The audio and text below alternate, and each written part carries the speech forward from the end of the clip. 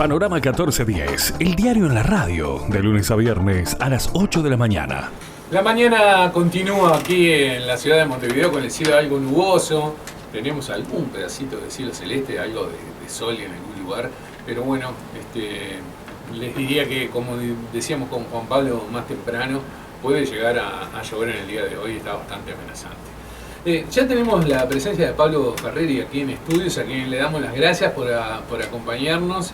En esto estamos retomando la presencialidad y las visitas en el estudio, por suerte. Esperemos que podamos seguir en esta, ¿no? Sí. Buen día, ¿cómo estás?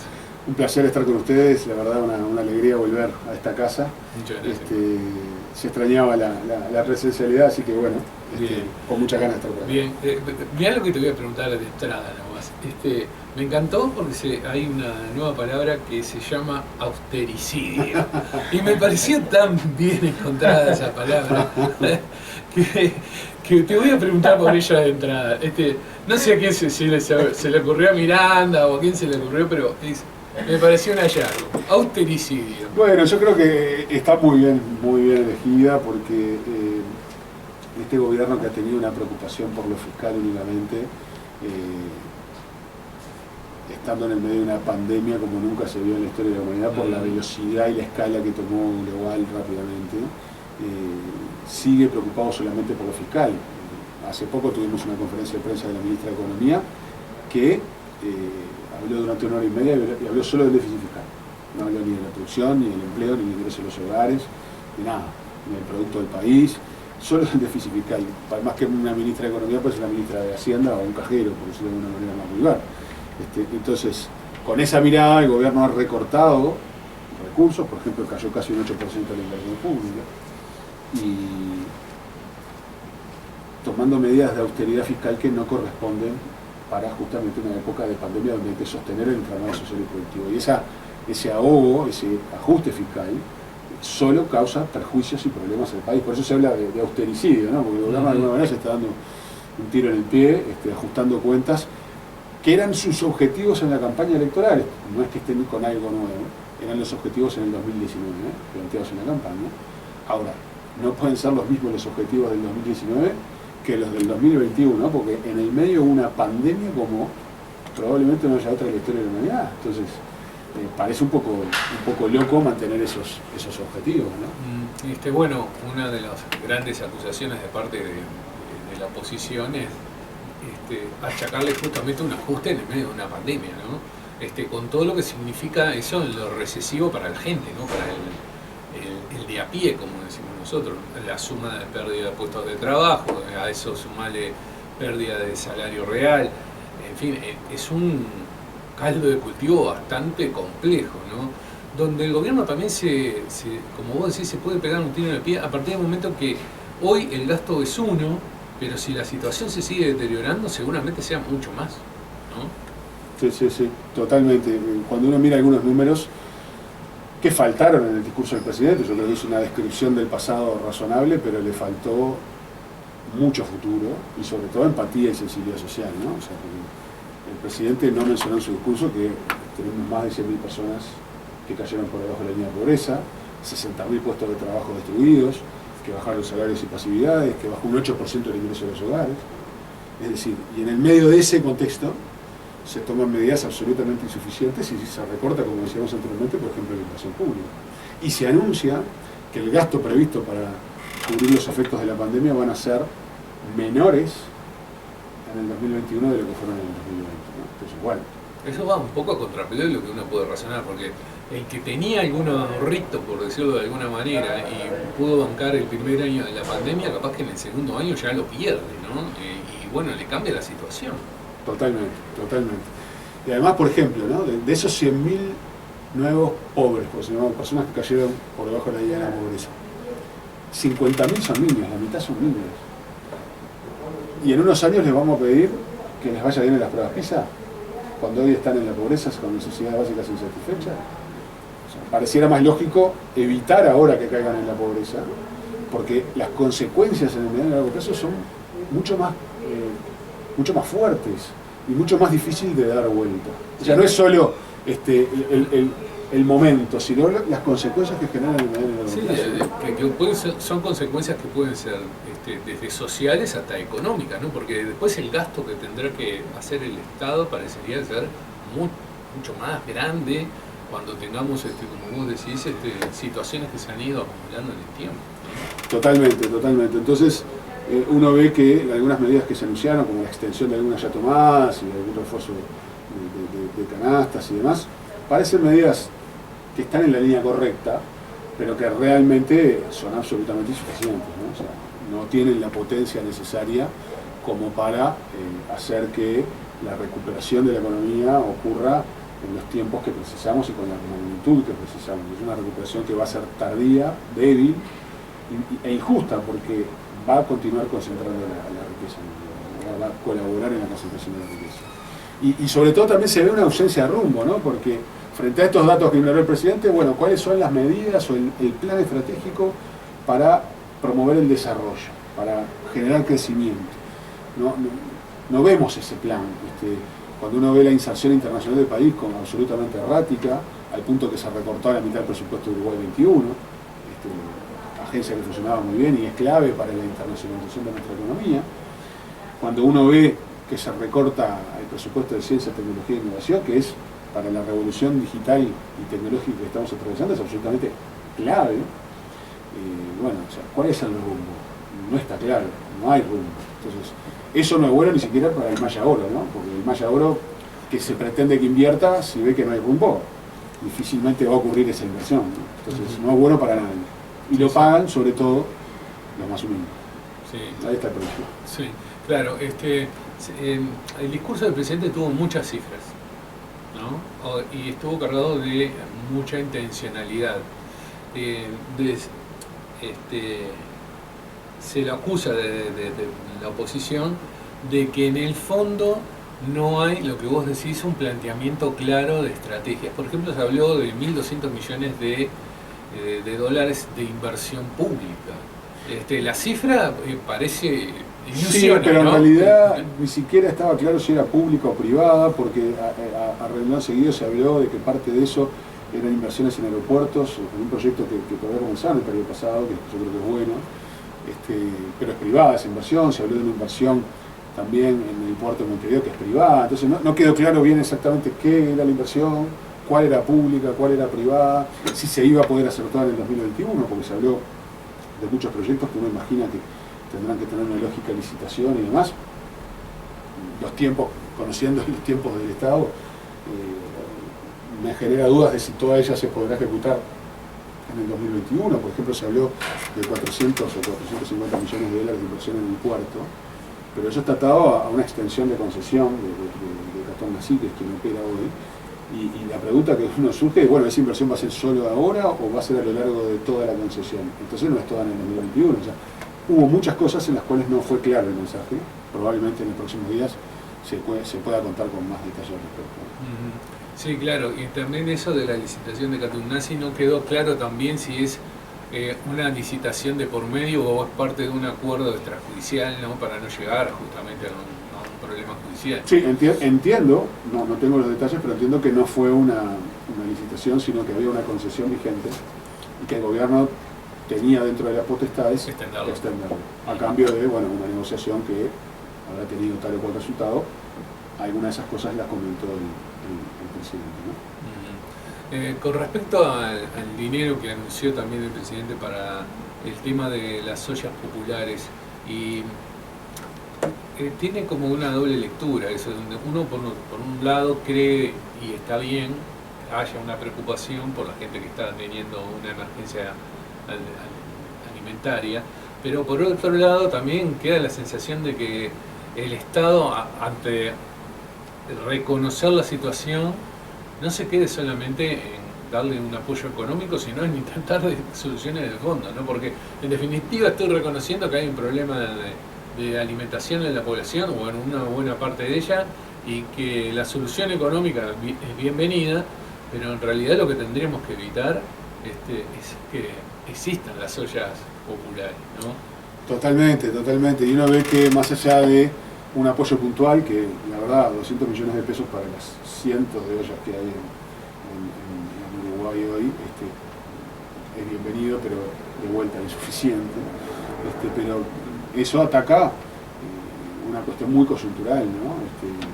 Ojalá eso pueda, una vez que estemos inmunizados y demás, empiece a ceder o a retroceder, pero hay cuestiones atrás de niveles de pobreza, de necesidades básicas insatisfechas, de caída del empleo, que son muy fuertes y muy importantes. Y que bueno, ¿cuál es el rumbo para poder levantar la economía para que todas esas cosas se vayan mitigando, ¿no? O sea, eso es donde claramente no hay ni siquiera que criticar, porque o sea, la principal crítica es que hay una ausencia de rumbo, ¿no? Entonces, ahí yo creo que el gobierno tendría que haber tomado, por un lado, medidas más potentes para la coyuntura. Uruguay es claramente de los países que menos ha gastado en todo el mundo. El déficit fiscal en el mundo en su conjunto, con gobiernos más liberales, más progresistas, más a favor del Estado, menos a favor del Estado, en su conjunto el déficit fiscal en el mundo en el 2020 aumentó 8 puntos. En Uruguay va a haber aumentado 1 punto, o sea, 1,5 puntos. O sea, realmente eso muestra a las claras cuán lejos estamos de los paquetes de ayuda que el mundo ha estado considerando. No solo no tomó medidas potentes para sostener el entramado social y productivo, sino que por otro lado tampoco hay un plan estratégico para, más allá de la coyuntura, ir generando niveles de desarrollo. Con esta caída de la economía que tuvo el país en el 2020, que fue casi del 6%, la economía retrocede a niveles del 2015. El producto del Uruguay. ¿Cómo hacemos para recuperar y para seguir para adelante, ¿no? Entonces, ojalá el gobierno pueda encontrar ese rumbo. Uno lo ve difícil porque con esa mirada tan fiscalista y solamente preocupado por el déficit fiscal, la verdad, no le veo uñas al guitarrero para pensar en algo que vaya más allá del déficit fiscal, ¿no? Bien, hasta el punto que la ministra llegó a decir el otro día en esa conferencia que se habían cumplido todas las metas en lo fiscal. En términos de crecimiento dijo que iba, o previeron bajar un 3,5% del producto y bajó un 6%. O sea, no cumplieron todas las metas, probablemente la más importante no se cumplió. Entonces, eso muestra la estrechez de mira en cuanto a la concepción de política económica, ¿no? Un enfoque claramente reduccionista. sí. Bueno, en el sentido de la oposición le ha criticado al gobierno, que es un gobierno que decidió gobernar solo, que consulta poco. Anoche los colegas de Canal 12 le consultaban al respecto y el presidente dijo que no, dijo que, el que escribía el libreto estaba equivocado, a la oposición estaba equivocado, que él enumeró una serie de instancias en las cuales compartió con líderes de la oposición, habló del propio expresidente, el fallecido Tabaré Vázquez, en fin, enumeró varios lugares donde él estuvo en conversaciones con la oposición. Ahora, está claro que desde el Frente Amplio no se ve de esa manera, ¿no? Se ve que no hay posibilidad de influir sobre estas políticas que vos decís deberían existir, estos lineamientos generales de la política económica. ¿Cómo lo ves hacia adelante? ¿Hay alguna posibilidad real de encontrar un camino del medio, no? Sí, yo creo que el gobierno se ha equivocado en cuanto al tono de relacionamiento con la oposición, sobre todo en un año tan complicado de pandemia como el que pasó y como el que vamos a atravesar, donde necesariamente se precisa que todos estén tirando de carro. El gobierno, la oposición, actores sociales, academia. Así como hubo buenos gestos hacia la comunidad científica, que luego se dilapidaron porque se les recortaron los recursos, una cosa increíble, pero no hubo gestos hacia la oposición, más allá de alguna reunión que hubo, que eso es bueno destacarlo, pero lo que se propuso en algunos casos ni siquiera se contestó. Entonces, yo creo que hay un problema de relacionamiento. La mayoría de las propuestas del Frente Amplio, casi todas, yo diría, no fueron consideradas. Es legítimo, el gobierno es quien gobierna, pero luego vimos con el pasar del tiempo que muchas de las medidas que planteaba el Frente Amplio incluso fueron planteadas por sus propios socios de la coalición, porque tiene más que ver con el sentido común de que es necesario apuntalar a la economía y a la sociedad sobre todo. Por eso a mí, más allá de ese mal relacionamiento que hubo a lo largo de todo el año, me generó cierta esperanza. Uno todavía conserva ciertos niveles de ingenuidad y de candidez. Me generó una buena cosa el talante, el tono del presidente en el discurso de la Asamblea General. Más allá de no compartir algunas cuestiones de su contenido, yo creo que el tono fue correcto y fue un gesto republicano que fue a la Asamblea General. Rápidamente, al otro día, en una entrevista que dio ayer en Canal 12, ya el tono era totalmente distinto, combativo, hablando de que era trasnochado que él escribía el libreto al Frente Amplio, fuera del lugar, absolutamente fuera del lugar. Pero bueno, ojalá se pueda volver al tono del 2 de marzo, que eso sea algo permanente y no solo haya sido para ir a la Asamblea General con un discurso bien escrito.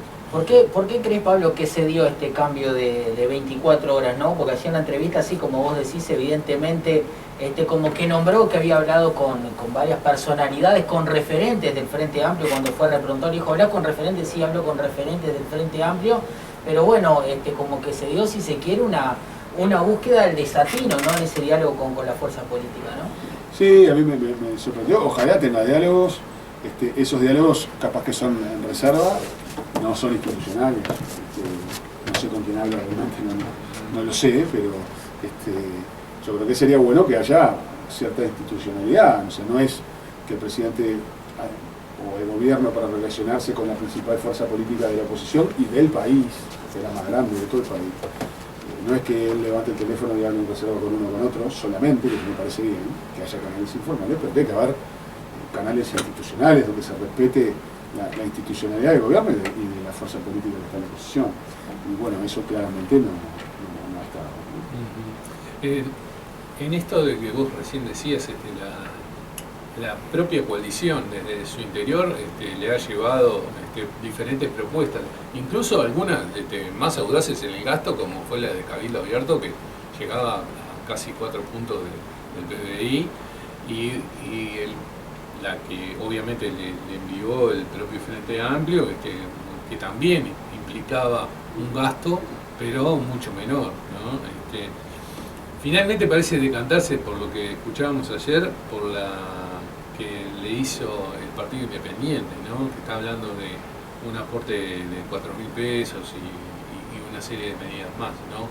A uno normalmente le dicen un apoyo de 4.000 pesos a una persona, me parece muy escaso, ¿no? Sí, cuando uno mira el apoyo que se dio en el 2020, según números del propio Ministerio de Economía, entre las tarjetas de Uruguay Social, las asignaciones familiares, las canastas que se dieron, todo ese incremento de ayuda social daba un promedio de 768 pesos por persona por mes, absolutamente insuficientes. Y ahora se prolongaban algunos de estos apoyos y se incrementaba en un 60%, creo que era la canasta familiar que se daba. Bueno, si esos aumentos son sobre 768 pesos, obviamente seguimos. Sí, con muy poco. Con muy poco. Y sobre todo, además, no colabora ni siquiera con la pandemia, porque toda esa gente que básicamente estaba trabajando en el mercado informal y que por lo tanto no puede acceder a los beneficios de seguro de desempleo y demás, sigue teniendo una imperiosa necesidad de salir a buscar el peso de cada día, a llenar el plato cada día, ir con algo a su casa.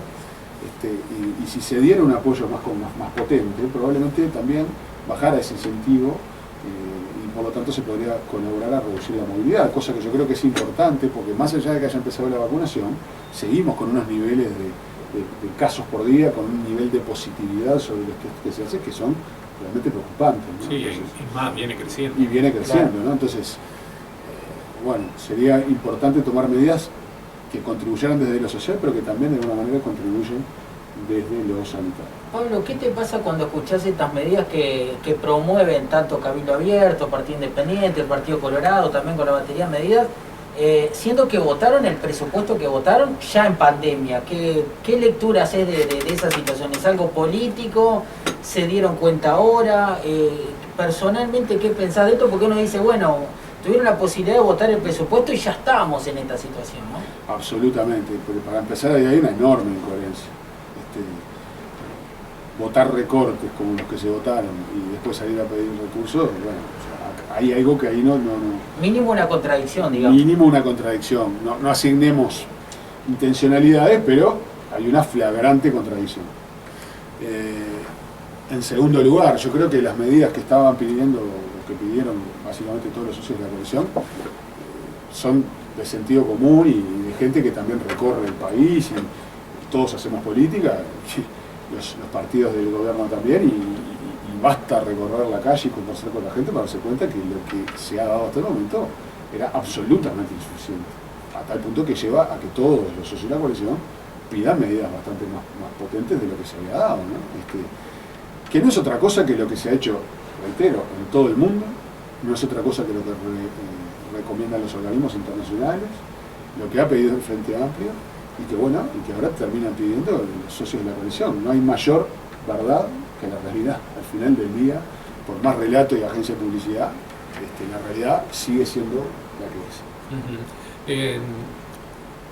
Nadie, bueno, mejor que vos, que has estado dentro del ministerio y sabés cómo se manejan las cosas y los grandes números, más allá de los enunciados, ¿Uruguay tiene margen como para decir, puedo gastar hasta 1 punto, 2 puntos más del PBI sin que eso no termine generando un problemón hacia adelante?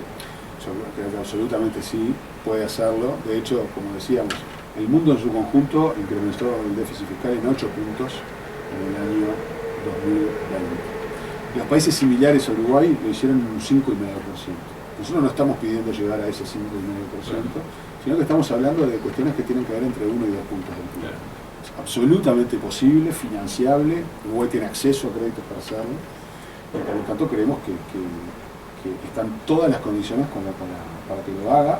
Y reitero, poniendo el ejemplo de lo que hablábamos de los niños que cayeron bajo la línea de la pobreza, las consecuencias de no actuar hoy y sostener el entramado social son mucho peores y mucho más caras de revertir actuando después y no antes, ¿no? Pablo, 1 punto del PBI, para que le quede claro al que escucha, está alrededor de los 600 millones de dólares. 550 millones de dólares. 550 millones de dólares. Perfecto.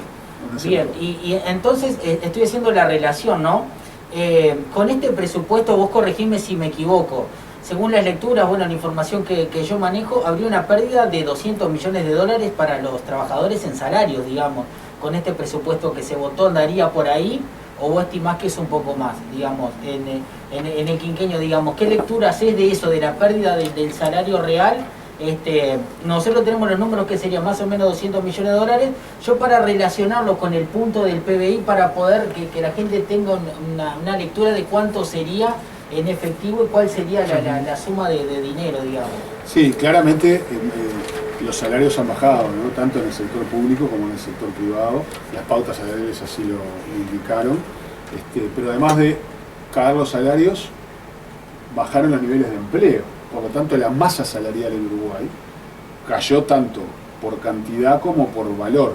O sea, hay menos gente empleada y la gente empleada gana menos. Entonces, eso llevó a que tuvimos una caída del 1,7% en términos reales de los salarios. Bien. Pero el ingreso de los hogares bajó un 8%. Bajó bastante más, porque hay mayores niveles de desempleo, además de menores niveles de remuneración. Y se espera que la caída, tomando el 20 y el 21, porque también va a caer en el 21, la caída de los salarios va a estar en el torno del 5%, ¿no? O sea, una caída importante en lo que estaba establecido como acuerdo entre sindicatos, cámaras empresariales y gobierno. En el año 2022 debería comenzarse una recuperación de esa caída. Bueno, todavía no está claro ni cómo, ni cuándo, ni cuánto va a ocurrir de recuperación. Veremos cómo se va desarrollando a lo largo del año, pero lo único cierto hoy es que a fin del 2021 los salarios en lo que va de este gobierno van a haber caído en el entorno. Claro, y la tendencia, Pablo, no está cerca de ser en V, digamos, ¿no? De picar y del efecto rebote, está como lejos, digamos, de ese... Sí, está lejos porque el gobierno había previsto una caída del 3,5% para el año 2020 y una recuperación para el 2021.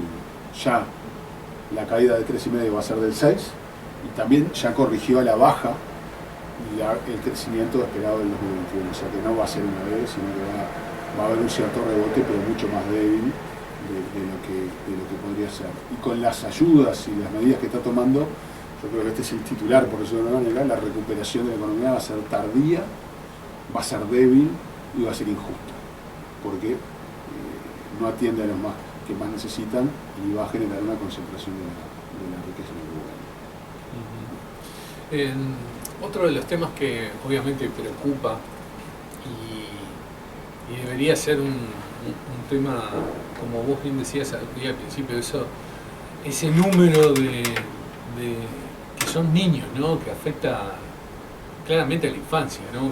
Que es algo que el Uruguay ya vivió, ¿no? Que lo vio en la crisis del 2002, que hasta el día de hoy te diría que se pagan consecuencias con respecto a lo que le tocó pasar a esa generación, ¿no? Y en el sentido de ese gastar más, no teniendo en cuenta este tipo de cosas, no se trata de solo gastar más, sino de gastar específicamente en la gente que más afectada va a estar en esta situación de crisis. ¿No da la sensación, Pablo, como que no se toma verdadera dimensión de lo que la crisis está generando, o como que en realidad la general de los uruguayos todavía no le vio las patas a la sota, ¿no? Como que estamos entrando muy lentamente a darnos cuenta de que estamos en una fase de crisis, ¿no? Da esa sensación. Yo creo que tiene que ver con ese enfoque reduccionista que aludía anteriormente del rol de la política económica, ¿no? O sea, no hay una mirada general de la economía y de la sociedad en su conjunto, sino que está esa mirada puesta en la caja, en el déficit fiscal. Ya desde ese cercenamiento de la mirada general no puede salir una respuesta integral. Y yo creo que esa mirada del equipo económico es la que termina primando también en el presidente de la República. O sea, que el presidente vaya a hablar una hora a la Asamblea General y no hable de estos números de pobreza, de pérdida de salario, de puestos de trabajo, muestra, yo no quiero hablar de falta de sensibilidad, pero pareciera que sí, pero sobre todo de un enfoque que no toma en cuenta esos asuntos, ¿no? Sí, claro, pero la propia ministra de Economía terminó en comisión aceptando que iba a haber más pobres, ¿no? Como un hecho naturalizado en el... Sí. Fue un poco chocante. Fue un poco chocante, pero la ministra dijo claramente que ella, sobre todo al inicio de su gestión, que quería ser juzgada por la inflación y el déficit fiscal. Bueno, o sea, yo creo que es una pobre aspiración para el ministro de Economía, ¿no? Debería querer ser juzgado por la inflación, por el déficit fiscal, pero también por cuánto creció la economía, cómo se pudieron apuntar las políticas sociales, cuánta gente salió de la pobreza, cuánta gente mejoró los ingresos, cuánta gente tuvo mejores oportunidades de trabajo. Debería ser un poquito más ambicioso, ¿no? El objetivo de política económica. ¿Cuál es, Pablo, qué es el proyecto del gobierno, ¿no? El presidente apuntó, si se quiere, como esbozó lo de la obra social, pero vos como que sos del palo, que también has tomado decisiones, bueno, que también estás en el grupo asesor aquí en la comuna montevideana, ¿hacia dónde vamos? ¿Hacia dónde migramos? O sea, ¿cuál va a ser el fuerte de Uruguay para apoyarnos y para creer que vamos a salir bien parados, si se quiere, de esta crisis, al menos al final de este periodo, digamos? ¿En qué uno se tiene que decir, bueno, esto va a ser lo que va a sacar adelante Uruguay, o va por este lado, digamos? ¿En qué está basado en qué que está basado el proyecto del gobierno en este quinquenio, en el plano económico, para salir de esta situación? Bueno, es que justamente yo ahí lo que veo es esa ausencia de rumbo estratégico. Yo creo que hay dos problemas, uno más grave en el ahora y otro para adelante. En el ahora hay una falta de potencia muy importante en las medidas que se están tomando, ¿no? Todo lo que estuvimos hablando. Y para adelante está esa ausencia de rumbo, como decía, cuáles van a ser las medidas para fomentar la inversión, para atender y enfrentar la revolución tecnológica.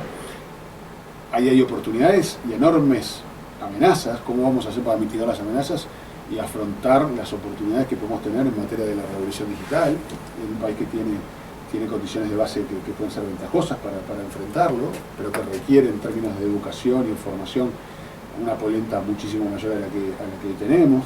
¿Cuál va a ser la estrategia de inserción internacional? Hoy sale una nota, creo que es en el semanario Búsqueda, de que el gobierno identificó 50 mercados prioritarios. Bueno, si uno fija prioridades no puede tener 50 prioridades, ¿no? O sea, es una muestra de algo errático, un poco loco, la nota un poco por arriba, pero en materia de inserción internacional tenemos una conducta un tanto errática. cuál es la mirada para justamente promover inversiones, más allá de cierta dinamización que se le pretendió dar al mercado inmobiliario y que yo comparto, pero falta una mirada bastante más estructural al respecto, ¿no? Entonces, hay ausencia de rumbo en materia de político económico, de rumbo estratégico que marque el camino, que uno después lo podrá compartir o no, pero yo creo que es más grave que ni siquiera haya un camino planteado el día de hoy al cual atenerse. Eso le quita certeza, le quita previsibilidad a lo que pueda pasar en la economía. Hace un rato antes de que vinieras vos, Pablo, estuvimos hablando con Gabriel Molina, el Chifle, el presidente de SUTEL, y él nos decía que él veía una preocupación del gobierno por asistir en una cuestión que él decía que era una cuestión de clase, pero más allá de eso hacía una observación, dice que las medidas de ayuda han venido para los diferentes sectores de la industria, de aquellos que realmente tienen problemas, ¿no? Uno piensa en la gente de turismo que ha pasado muy mal, él decía, pero no se acuerda de los trabajadores, o por lo menos son los menos beneficiados o los que tienen una preocupación en segundo plano, ¿no? Hay mucha medida, mucha necesidad de apoyar al industrial, a la persona, al empresario, pero que se va quedando hacia atrás el apoyo al trabajador. Más allá de su mirada sindical, ¿vos ves algo parecido en ese razonamiento que él hacía? Bueno, yo creo que se han tomado medidas para las empresas, lo cual yo creo que está bien, porque en las empresas trabajan trabajadores, al final del día es colaborar con el sostenimiento del empleo. Yo creo que incluso las medidas para las micro, pequeñas y medianas empresas han sido insuficientes, no han sido del calado que deberían. Pero sí comparto con el Chifle Molina que las medidas que se han dado para los uruguayos, para las personas que en definitiva son trabajadores, como veníamos hablando, son absolutamente insuficientes. Hablábamos de un promedio de incremento de la ayuda social de 769 pesos por mes por persona. Sí, él hablaba de 18 pesos por día. Bueno, sí. Hice una cuenta ahí, la llevó a los días y dijo, son 18 pesos por día. Anda en ese entorno, un poquito más, un poquito menos, pero a todas luces es insuficiente. Y por lo tanto yo creo, no es que las medidas para las micro, pequeñas y medianas empresas sean muy potentes tampoco, yo creo que ahí todavía falta, pero claramente hay que mejorar eso y hay que ser mucho más potente en lo que se da a las personas, ¿no? Sobre todo esas 300.000 personas que trabajan básicamente en un mercado informal y que no pueden acceder a beneficios como el seguro de desempleo. Claramente ahí la respuesta tiene que tener otra envergadura. Bien, Pablo, agradecerte estos minutos aquí en la radio con la amabilidad de siempre. La idea es que te vamos a estar molestando nuevamente ahora que podemos retomar esto de las conversaciones mano a mano. Así que gracias por compartir estos minutos con nosotros aquí en la 1410. Ha sido un enorme placer como siempre y bueno, ojalá se repitan estos encuentros que siempre son tan productivos. Bien, compartíamos con Pablo Ferreri, es subsecretario de Economía. ¿Se recupera Peñarol, Pablo? Ay, ¿Le da o no le da? ¿Le da o no? Digo, falta poco, digo, yo sé que sos fanático, te vimos en las elecciones, saliste en la tapa todo el diario, pero digo, ¿le da o no le da? Porque digo, con Torres no sé si alcanza. Está complicado, la verdad que está como la economía uruguaya, complicado y con pronóstico reservado. Hacemos la pausa ya, volvemos para el final. Panorama 1410, el diario en la radio, de lunes a viernes a las 8 de la mañana, para estar al día con todo lo que sucede en lo nacional e internacional. Panorama 1410.